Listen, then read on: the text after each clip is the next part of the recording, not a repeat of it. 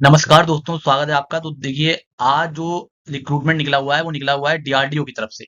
DRDO की तरफ से जो है ये अप्रेंटिसशिप के लिए जो है रिक्रूटमेंट निकला हुआ है। टोटल यहाँ पर जो है ये 50 पोस्ट हैं और इसमें जो है आपको स्टाइपेंड मिलेगा 12,300 रुपए। तो आइए अब इसके बारे में जो डिटेल्स है उसको जान लेते हैं। तो देखिए, इसमें जो पोस्ट का नेम रहेगा वो रहेगा ग्रेजुएट अप्रेंटिस और टेक्नीशियन अप्रेंटिस। तो इसमें बीटेक वाले एलिजिबल हैं और डिप्लोमा वाले भी एलिजिबल हैं। टोटल वैकेंसी मैंने आपको बताई थी कि 50 है। और इसमें स्टाइपेंड आपको जो मिलेगा वो 10,900 से 12,300 पर मंथ मिलेगा। और ये जो निकली हुई है ये चंडीपुर और बालासोर, यानी कि उड़ीसा में दोनों हैं ये। तो इसके लिए आपको बालासोर, चंडीपुर चंडीपुर और बालासोर मतलब उड़ीसा में जाना पड़ेगा आपको, जहां पर आपकी इसमें पोस्टिंग होगी, जॉब लोकेशन है ये। और एप्लीकेशन जो है इसके वो ओपन हो चुके हैं। लास्ट डेट जो है वो है 19 अक्टूबर। तो 19 अक्टूबर से पहले पहले जो है आप फॉर्म फिल कर लीजिए। और इसमें फॉर्म जो है वो आपको वाया ईमेल फिल करना है। तो वो कैसे फिल करना है वो भी मैं आपको आगे बताऊंगा। अब देखिए, इसमें किस ट्रेड के लिए कितनी वैकेंसी है वो जान लेते हैं। तो देखिए, बीटेक ग्रेजुएट अप्रेंटिस के लिए इलेक्ट्रॉनिक्स और कम्युनिकेशन में 3 पोस्ट हैं। ऐसे ही बीटेक के मैकेनिकल के लिए भी 3 पोस्ट हैं। और बीटेक में अगर आपने कंप्यूटर साइंस कर रखा है तो 4 पोस्ट हैं। ऐसे अगर आपने सिविल से डिप्लोमा कर रखा है तो 10 हैं। कंप्यूटर साइंस से कर रखा है तो उसके लिए भी 10 पोस्ट हैं। और इलेक्ट्रॉनिक्स एंड कम्युनिकेशन से कर रखा है तो उसके लिए भी 10 हैं। और मैकेनिकल से आपने डिप्लोमा कर रखा है तो उसके लिए भी 10 पोस्ट हैं। तो इस तरह से टोटल 50 पोस्ट हैं। तो देखिए, डिप्लोमा वालों के लिए ही अकेले 40 पोस्ट हैं। और बाकी बीटेक और बी वालों के लिए केवल 10 पोस्ट हैं, सब मिलाकर के। तो यहाँ पे डिप्लोमा वालों के लिए जो है 40 पोस्ट हैं और बी बीटेक वालों के लिए 10 पोस्ट हैं। इसलिए टोटल मिलाकर यहाँ पे 50 पोस्ट हो जाएंगी। अब देखिए, इसका एजुकेशन क्वालिफिकेशन क्या है ये समझ लीजिए। अगर आपने बी और बीटेक कर रखा है in one of the following, देखिए मैंने हाईलाइट कर लिया है किसी एक में, चाहे इलेक्ट्रॉनिक्स एंड कम्युनिकेशन इंजीनियरिंग कर रखा हो, चाहे मैकेनिकल इंजीनियरिंग कर रखा हो, या फिर कंप्यूटर साइंस इंजीनियरिंग कर रखा हो, तो आप जो है इसको भरने के लिए एलिजिबल हैं। उसके बाद बात करते हैं, अगर आपने डिप्लोमा कर रखा है किसमें, चाहे सिविल में कर रखा हो, या कंप्यूटर साइंस में कर रखा हो, या इलेक्ट्रॉनिक्स एंड कम्युनिकेशन में कर रखा हो, या फिर मैकेनिकल में कर रखा हो, तो भी आप जो है इसके लिए एलिजिबल हैं। अब उसके बाद इसके अलावा जो एलिजिबिलिटी है वो देख लीजिए। इसमें केवल वही कैंडिडेट अप्लाई कर सकते हैं जिन्होंने बीटेक या फिर डिप्लोमा कोर्स पूरा किया है, कंप्लीट किया है 2021 में, 2022 में, 2023 में और 2024 में और 2025 में। खाली यही 5 साल यानी 2021 से लेकर के 2025 तक जिन्होंने पास किया है बीटेक या फिर डिप्लोमा, वही इसके लिए अप्लाई कर सकते हैं। साथ में आपको जो है नेशनल अप्रेंटिसशिप ट्रेनिंग स्कीम जो है, ठीक है, उसमें भी आपको जो है यानी कि एनएटीएस में आपका रजिस्ट्रेशन होना चाहिए। अगर आपका रजिस्ट्रेशन नहीं है तो आपका जो इनरोलमेंट है वो रिजेक्ट कर दिया जाएगा। देखिए, applications without a valid NATS enrolment number will be rejected. ठीक है, तो एनएटीएस में आपको रजिस्ट्रेशन करना अनिवार्य है। तो एनएटीएस में आप रजिस्ट्रेशन कर लीजिएगा, उसके बाद ही इसको जो है फॉर्म को फिल कीजिएगा। अब उसके बाद देखिए, एक्सपीरियंस, अगर आपने जॉब करने के बाद आपको 1 साल या उससे ज्यादा का एक्सपीरियंस है तो भी आप जो है एलिजिबल नहीं है, आर नॉट एलिजिबल देखिए लिखा हुआ है, तब भी आप इसके लिए अप्लाई नहीं कर सकते हैं। तो ये बिल्कुल फ्रेशर के लिए है जिन्होंने 2021 22 23 24 25 में पास किया हो अपना बीटेक या डिप्लोमा, और वो उनको अभी तक उन्होंने कोई भी ट्रेनिंग नहीं की हुई है, ना ही उनको कोई एक्सपीरियंस है। तो ये फ्रेशर के लिए है बिल्कुल। और हायर एजुकेशन, अगर आपने पोस्ट ग्रेजुएशन कर रखा है तो भी आप जो है इसके लिए एलिजिबल नहीं है। Post graduation degree are not eligible. ठीक है, तो ये हो गया इसकी एजुकेशन क्वालिफिकेशन और इंपॉर्टेंट एलिजिबिलिटी कंडीशंस जो है वो। अब एज लिमिट देख लीजिए। तो एज लिमिट जो है वो कोई भी इसमें स्पेसिफाई करके बताई नहीं गई है, जो नोटिफिकेशन है। ठीक है, तो एज लिमिट बताई नहीं गई है, तो आप किसी भी एज के हो आप भर सकते हैं।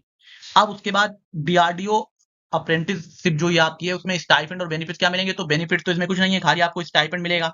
जिन्होंने बीटेक कर रखा है उनको 12,300 पर मंथ, और जिन्होंने डिप्लोमा से अप्लाई करेंगे उनको 10,900 पर मंथ यहाँ पे जो है स्टाइपेंड मिलेगा। अब देखिए, इसमें जो है सिलेक्शन जो होना है वो कैसे होगा तो वो समझ लीजिए।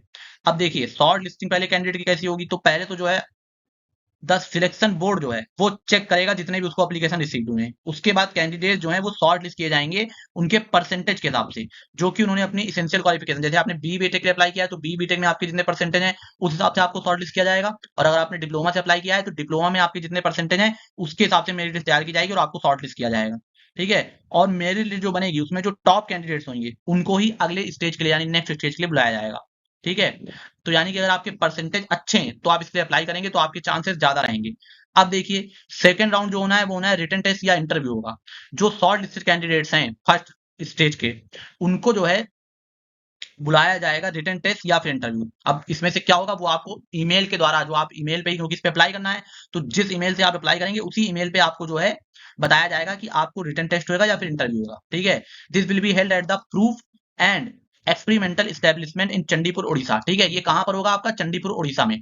ठीक है, और इसके रिगार्डिंग जितना भी कम्युनिकेशन है डेट और टाइम का, वो आपको जो भी आपकी ईमेल आईडी होगी, जो रजिस्टर्ड ईमेल आईडी है, उस पर आपको जो है सेंड किया जाएगा। अब इसके लिए अप्लाई कैसे करना है वो आप ध्यान समझ लीजिए, क्योंकि इसको ईमेल के थ्रू अप्लाई करना है। तो ये सारे डॉक्यूमेंट ये तो आपके पास होंगे ही, जैसे कि रिसेंट पासपोर्ट साइज आपकी फोटोग्राफ लगेगी एक, और बी बीटेक और डिप्लोमा की आपकी जो इसेंशियल क्वालिफिकेशन है उसका सर्टिफिकेट आपके पास होना चाहिए। और अगर कास्ट सर्टिफिकेट, अगर आप एससी एसटी ओबीसी पीडब्ल्यूडी या फिर ईडब्ल्यूएस से आते हैं तो कास्ट सर्टिफिकेट भी लगेगा, और आपका एनएटीएस का एनरोलमेंट नंबर। तो ये सारी चीजें आपके पास होनी चाहिए। अब देखिए कैसे अप्लाई करना है, तो यहाँ समझ लीजिए आप, सबसे पहले आपको एनएटीएस पोर्टल पे जो है रजिस्ट्रेशन कर लेना है। नेशनल अप्रेंटिसशिप ट्रेनिंग स्कीम जो है, इस पे जो है आपको क्या कर लेना है, रजिस्ट्रेशन कर लेना है। उसके बाद आपको वहां से एप्लीकेशन फॉर्म जो है डीआरडीओ की, फिर उसके वहां पे रजिस्ट्रेशन करने के बाद आप डीआरडीओ की वेबसाइट पे जाएंगे, डीआरडीओ की जो ऑफिशियल वेबसाइट है उस पे जाएंगे। वहां पर जो करियर्स का आपको ऑप्शन मिलेगा, ठीक है, वहां पर आपको डायरेक्ट लिंक मिल जाएगी। ठीक, तो आपको क्या करना है, वो फॉर्म जो है उसको प्रिंट करा लेना है, और प्रिंट कराने के बाद उसको जो है टाइपिंग करके, या प्रिंट कराने से पहले आप उसको टाइप करके भर लीजिए, प्रिंट नहीं कराना है आपको, उसी में टाइपिंग के थ्रू भर लेना है। ठीक है, और ये देखिए लिखा है हैंड रिटेन एप्लीकेशन जो है वो रिजेक्ट कर दिए जाएंगे, मतलब आपको हाथ से नहीं लिखना है, आपको उसमें टाइप करवाना है, तो आप टाइप कर लेंगे। उसके बाद अपना उसमें फोटोग्राफ और सिग्नेचर जो है वो फिक्स करेंगे। ठीक है, ये सब आपको कंप्यूटर पे ही करना है। उसके बाद कंप्यूटर या मोबाइल पे, उसके बाद जो फॉर्म है उसको आप फिल कर लेंगे, और अपना रिसेंट साइज फोटोग्राफ जो है प्रिंट करने के बाद उस पे अपना रिसेंट जो है पासपोर्ट साइज फोटोग्राफ वो लगा देंगे, जहां पे स्पेस दिया गया होगा, और वहां पे साइन कर देंगे। उसके बाद स्कैन करने के बाद इसका पीडीएफ बना लेंगे।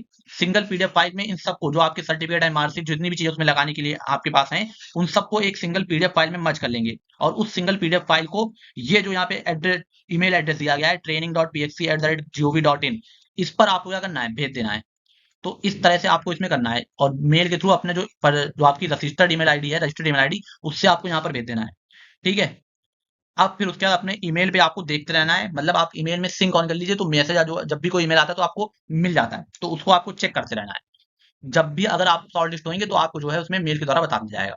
तो ये हो गया कैसे आपको भरना है फॉर्म।